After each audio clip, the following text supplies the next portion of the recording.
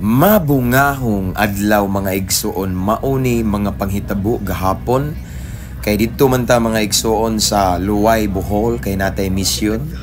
Ila kong i-invite as speaker sa ilahang 38 Thanksgiving sa Church Igsuon. Og mingtungas ta diri sa sigpit nga dalan nga bakilid unya likuon tungason igsuon nga gamay ray ligas, delikado kayo apan salamat sa proteksyon ug pabor sa Ginoo. Og naabot na ta diri aning buntod sa Prayer Mountain ni igsuon nila ni Bishop Billy Kihas ug dara kong kauban ang former criminal ug ang police igsuon nga atong igsuon. Kay day off man niya ning uban siya diri sa atong misyon ug mitungas ta diri kauban nila ni Pastora. Tungason ni igsoon, tungason pa ni siya, no? So naa diha sa unahan ang church, ang atuang venue sa Thanksgiving, Prayer Mountain may tawag ani nila. So dara atong higala igsoon kauban nato sa pagtuo. Police officer first time niya ing uban nato. So mao ni talagsaon or pinasahi ni among mission karon igsoon kay nga akong kauban kaning police officer o kaning nagbidyo ani igsoon. Katuning usa ka banggiitang kriminal nga gibag-o sa Ginoo, bag-o pa lang gawa sa prison. So tulo rami. So dara naginahinay nami og tungas igsuon kauban ni Pastora. So, tungason gyud siya, no? Pero salamat sa kusog nga gihatag sa Ginoo igsoon nya paborito man ako ning tungason na mao ni ang name sa Church of Jesus Christ, the Rose of Sharon. Unsa man ni? Prayer Mountain. Abot na ta diri akong gitan-aw igsoon. Tungason gid siya. So overlooking siya imong makita sa ubos na mga kakahuyan unya ang kadagatan kita kayo igsoon. Pag-abot na mo diri yesterday, gamay pala ay tao, no? Nauna mi diri igsoon. Ang uban nagpadulong pa. So mingsulod ta diri first time pa jud ni nako igsoon nga nakaabot ko ning church sa Jesus Christ, the Rose of Sharon unya.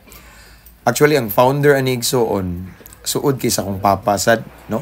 So mauna ni ang sulod ning sulod ta diri igsoon atong gitan-aw ang kanindot sa ilahang balay alampuanan. Okay? So as what I have said, nauna ta diri daghan pa ang wala maabot og dara ang mga prutas igsoon. Kay atom ning gihalad sa Ginoo kay Thanksgiving man ni igsoon, no? So daghan kay na diha. Salamat sa Ginoo, no, sa panalangin siyang tinubdan sa tanang grasya ug panalangin. Maunang angayan sad siya pasalamatan ug halaran. Salamat sa Ginoo. Og nag-andam na ta diri igsoon kay hapit na ni magsugod. Dara akong kauban nga police officer og dara ang gikan pa nas prisuhan daghang tatlo. And this time nagsugod na ta igsoon, nagwali na ko diri, ako na inibat-bat diri igsoon. Man na ang praise and worship ani nga time. Unya nag-share na ko aning time sa pulong sa Ginoo. Og salamat dahil sa ato ang nagbidyo si Brad Jimmy. Dara mga igsoon mao ning bag-o pa lang gikan sa prisuhan nga gibag-o sa Ginoo. Kriminal nga karon nahimo ng alagad sa Ginoo. So nag-share ko this time sa pulong sa Ginoo, and after that nag-altar call ko igsoon ato ang giampo sila, nag-release tag blessing sa ato ang mga igsoon, no?